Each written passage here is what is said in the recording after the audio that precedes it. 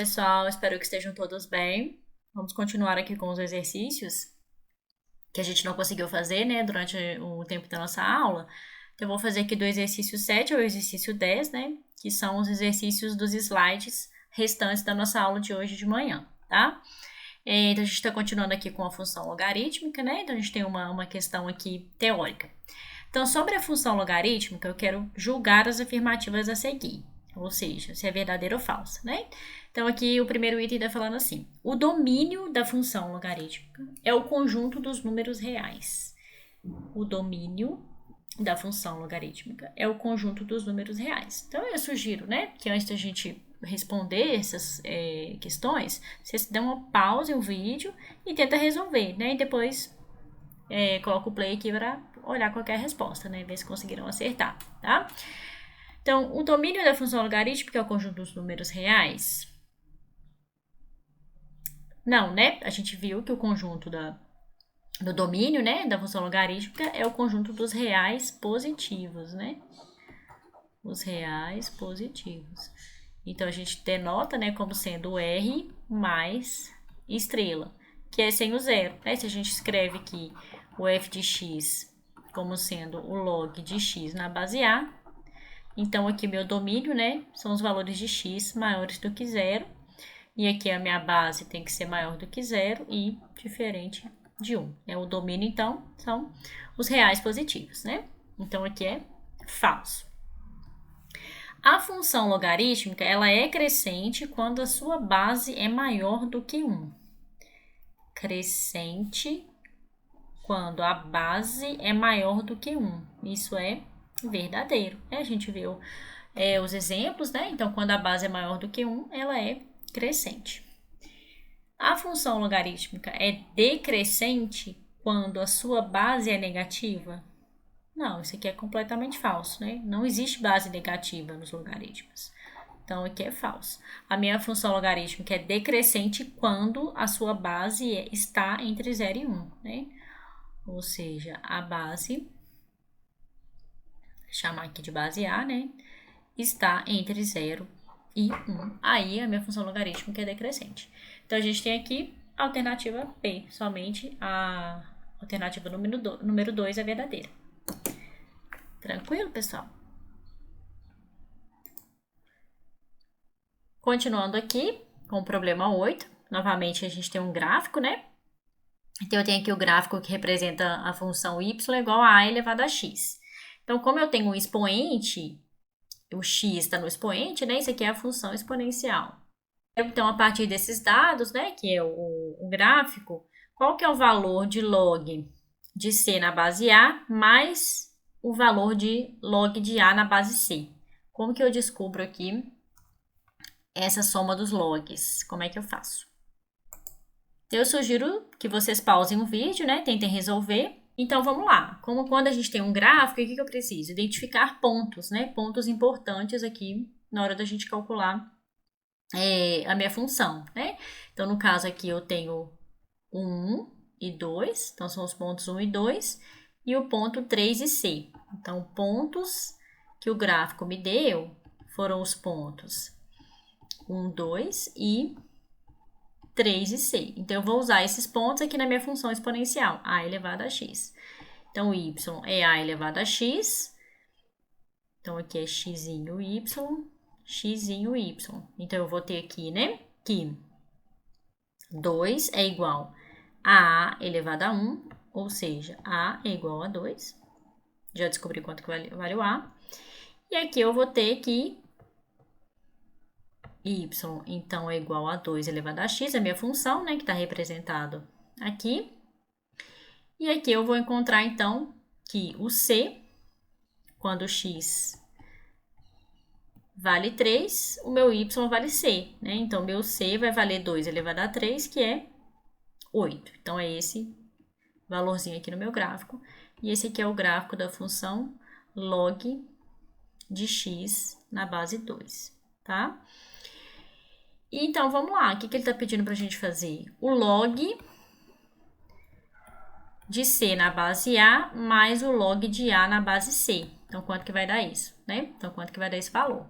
Vamos substituir aqui o log de 8 na base 2, mais o log de 2 na base 8. Quanto que vale isso aqui? Então, aqui a gente pode fatorar o 8, né? Então, a gente sabe que vai ficar 2 ao cubo, mais o log de 2 na base 8. Então, vai ficar aqui 3 que multiplica o log de 2 na base 2, mais o log de 2 na base 8. Então, aqui vai dar 3, né? Mais o log de 2 na base 8. Quanto que é o log de 2 na base 8? Então, qual que é o número que eu elevo o 8 que eu vou obter 2? Não sei. Não sei isso aqui de cara, né? Porque eu não sei que número que eu elevo 8 que vai dar resultado 2. Então, o que a gente pode pensar aqui é em mudar da base 8 para a base 2. Porque quando eu coloco na base 2, eu sei quanto que é o contrário, né? O log de 8 na base 2 eu sei que é 3. Então, vamos fazer uma mudança de base aqui.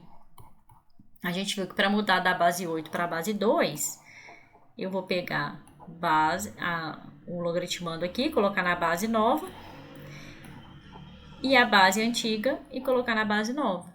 Então, eu já sei que isso aqui, log de 2 na base 2 é 1, e o log de 8 na base 2 é 3. Tirando o MMC aqui, vai ficar 3 dividido por 1 é 3, vezes 3, 9. 3 dividido por 3, 1, vezes 1, 1. Então, vai dar 10 terços. Letra B, né? Você pode também, né, calcular esse valor do log aqui usando o GeoGebra, né, por exemplo. Você consegue achar quanto que é o valor desse log e aí já acha direto a resposta. Mas a ideia aqui é a gente usar, então, a mudança de base para chegar em valores conhecidos que a gente consegue calcular sem utilizar a calculadora. Tranquilo, pessoal? Então, continuando aqui, vamos fazer o exercício 9, que é também um exercício sobre pH. A gente já fez um parecido na aula passada, né? Então, vamos fazer aqui outro. Então, o potencial de hidrogênio, né, que é o pH das soluções, ele é dado pela função. O pH, ele é igual a menos o log de H+, onde o H+, é a concentração do cátion H+, ou H3O+, que é o íon hidrônio, na solução. E a classificação de acordo com o pH é mostrada no quadro a seguir. Então, a gente vai ter a escala de pH vai de 0 a 14. Quando o pH está entre maior ou igual a 0 e menor do que 7, a minha concentração, então, a minha solução é ácida, né? Quando o pH é 7, é neutra. E quando o pH é maior do que 7, menor ou igual a 14, a gente fala que a gente tem a solução básica, né? Então, se em uma solução a minha concentração de H+, é de 2 vezes 10 a menos 8, então qual que é a classificação dessa solução? E para isso eu quero adotar que o log de 2 é igual a 0,3. Então, sugiro que dê uma pausa no vídeo, tentem resolver e depois vejam a solução. Então, vamos lá, pessoal, como que a gente vai fazer, né? Então, lembrando que esse log aqui, quando não tem nada escrito, é porque é o log na base 10, né? A gente tem essa notação especial para quando a base é 10. Então, o que eu tenho aqui? A concentração de H+, é 2 vezes 10 a menos 8. Então, qual que é a classificação dessa solução? Eu preciso encontrar quem que é meu pH, né? Para poder olhar aqui se ele é ácido, básico ou neutro. Então, eu vou olhar o pH aqui, ele é menos o log, de H+. E a minha concentração de H+, ela vale quanto? 2 vezes 10 elevado a menos 8.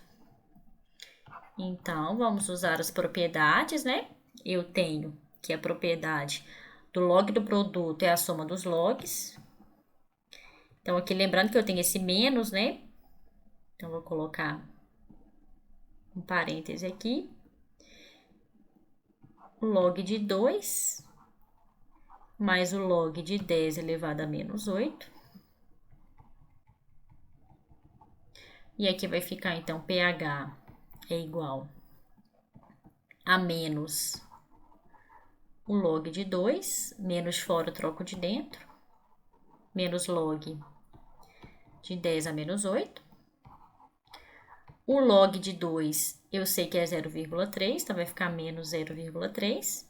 E aqui eu vou usar a propriedade da potência, né? Esse menos 8 vai passar para frente multiplicando. Então, vai ficar log de 10 na base 10, que é 1, né? Então, meu pH é menos 0,3, menos fora, troco de dentro, vai ficar mais 8 vezes 1.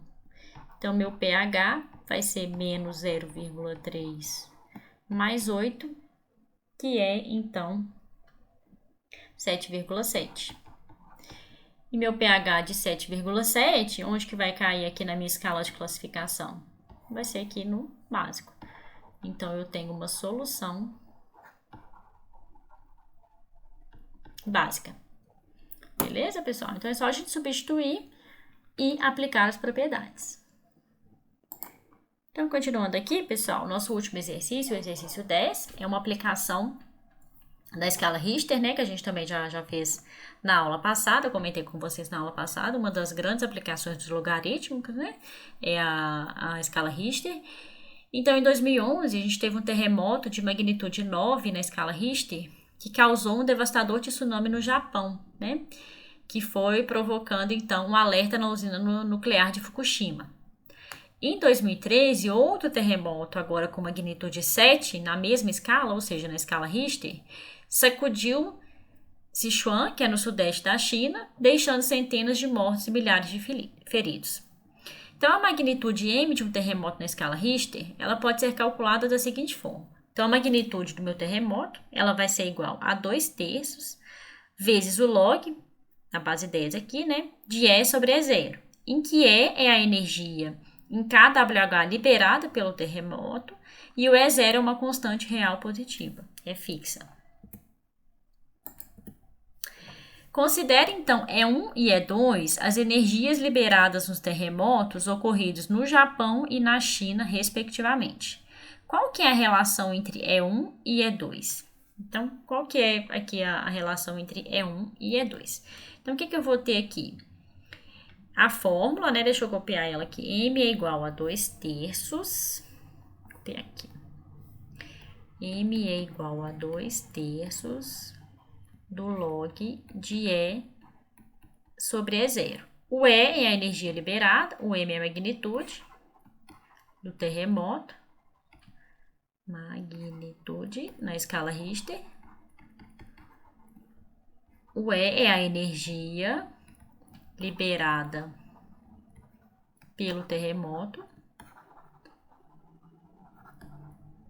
E E0 é uma constante fixa.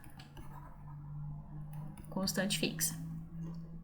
Qual que é a relação entre E1 e E2? Então, E1 é a energia liberada pelo Japão, terremoto do Japão, e E2 a energia liberada pela China. Então, vamos lá. O Japão, a magnitude foi 9 no Japão. Então, o M do Japão, né,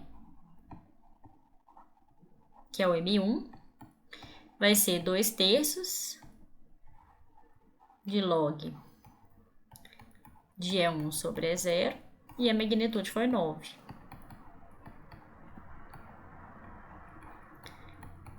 De E1 sobre E0. E da China é 2/3 do log do E2, que é a energia liberada por E2, da China, né? Sobre o E0. E a magnitude na China, né? Foi de 7. Então, aqui 7 é igual a 2/3 do log de E2 com E0. Então, o que eu vou ter aqui, né? Eu vou isolar meu E1 aqui e vou isolar o meu E2 aqui, tá? Então, aqui eu vou ter, passar para cá multiplicando, né? 27 é igual a 2 log de E1 sobre E0. Passo o 27, o 2 dividindo aqui o 27, né? 27 sobre 2 é o log de E1 sobre E0. Então, aqui vai ficar... deixar aqui. 27 sobre 2.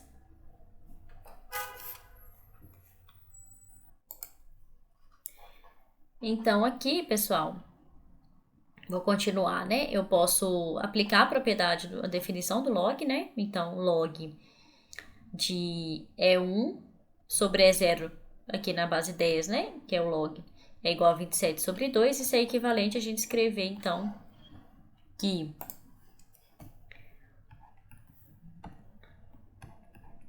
opa, peraí que não tá saindo.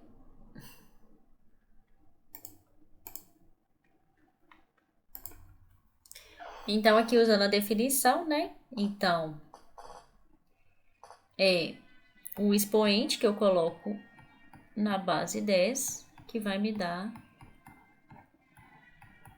esse valor aqui, né? Que tá dentro no eu logaritmando. Então, eu vou ter que o E1, ele é 10 elevado a 27 sobre 2 vezes o E0. E agora, quando eu olho aqui para o da China,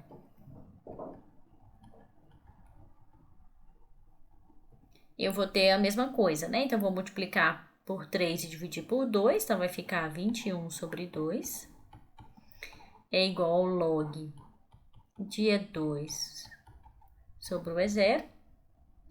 Daqui, então, a gente tira que 10 elevado a 21 sobre 2 é igual ao E2 sobre o E0, ou seja, o E2, multiplicando cruzado, né? É 10 elevado a 21 sobre 2 vezes o E0, né? Então, qual que é a relação entre E1 e E2? Então, se eu pego aqui o E1 sobre o E2, eu vou ter o quê? 10 elevado a 27 sobre 2 vezes E0, dividido por 10 elevado a 21 sobre 2 vezes E0. Aqui é a mesma constante, que é o E0, são constantes, eu posso cortar. Então, quando eu pegar o E1 sobre o E2, eu vou ficar com 10 elevado a quanto? 10 elevado a 27 sobre 2 dividido por 10 elevado a 21 sobre 2, conserva a base e subtrai o expoente. Então, vai ficar 27 sobre 2 menos 21 sobre 2, que vai ser, então, aqui, né? Então, vai ficar 27 menos 21 sobre 2, vai ficar 6 sobre 2, que é 3. Então, vai ficar aqui o E1 sobre o E2 é 10 elevado a 3, ou seja, o E1, ele é o 10 elevado a 3 vezes o E2. Então, aqui a gente tem a letra C, né? Então, significa que a energia liberada pelo tsunami que aconteceu no Japão, né? Ela foi 10 elevado a 3 vezes a energia que foi liberada na China, né? Então, foi aqui 1000 vezes maior do que a energia que foi liberada no terremoto da China. Beleza, pessoal? Então, qualquer dúvida, vocês podem me mandar mensagem pelo Moodle ou pelo Teams e assim que eu conseguir, eu respondo vocês. Tá joia? Estou à disposição. Bons estudos, um abraço, até a próxima. Tchauzinho.